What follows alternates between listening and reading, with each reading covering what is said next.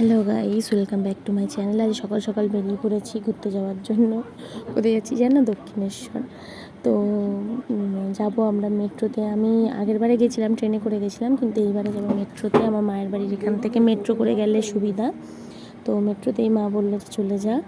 তো আমরা, তোমাদের দাদাভাই হচ্ছিলো টিকিট কাটছে, আমরা টিকিট করতে চলে এসেছি। তাই সিঁড়ি উঠতে আমার ভয় লাগে, কিন্তু আমার ছেলে অ্যাভেলেবেল চলে এলো, খুব নাচতে নাচতে যাচ্ছে। আমরা স্টেশনে দাঁড়িয়ে রয়েছি, মেট্রো স্টেশনে, কখন মেট্রো আসবে বলে। আমি তো খুব এক্সাইটেড, কারণ মেট্রো আমি কোনোদিনও মেট্রো করে দক্ষিণেশ্বর যাইনি। আমি যখন গেছিলাম তখন মেট্রো স্টেশনটা আসলে হয়নি ওখানে, আমি অনেক দিন পর যাচ্ছি।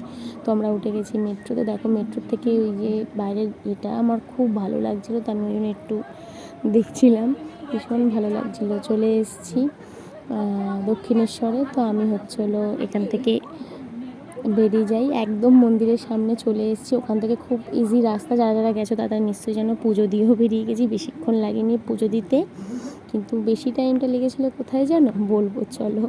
আর আমরা হলো ছোলে ভাটোরে একটু খেয়ে নিলাম, খিদে পেয়েছিল, অনেক সকাল সকাল বেরিয়েছিলাম। তো ছোলে ভাটোরে খেয়ে আবার মন্দিরে এসেছি, কারণ আমরা হলো মায়ের ভোগ প্রসাদ নেব, তো পার্সেল করব বলে একটু বেশি দেরি হচ্ছিলো। তো এখানটা অনেক জল পড়েছিল, সবাই বেশিরভাগ এখানেই জলে দাঁড়িয়েছিলো। যে টোকেন কেটে নিয়েছি, পার্সেল বাটিও কিনে আর ধুয়ে নিয়েছি, নিয়ে আর চুপ করে বসেছিলাম। কি করব, কিছু তো করার নেই, কারণ 12:30টার মধ্যে ওখানে যেতে হবে। তো প্রসাদ দিয়ে দিয়েছি, প্রসাদ দিয়ে তবু আমাদের 1:30টা বেজে গেছে। বাড়ি ফেরার সময় দেখছি দুজনে চুপ করে বসে রয়েছে, কিন্তু এদের বাচ্চাটা আগে দেখছিলাম লাফাচ্ছিল, যখন আমি ভিডিও করছিলাম তখন লাফাচ্ছিল না।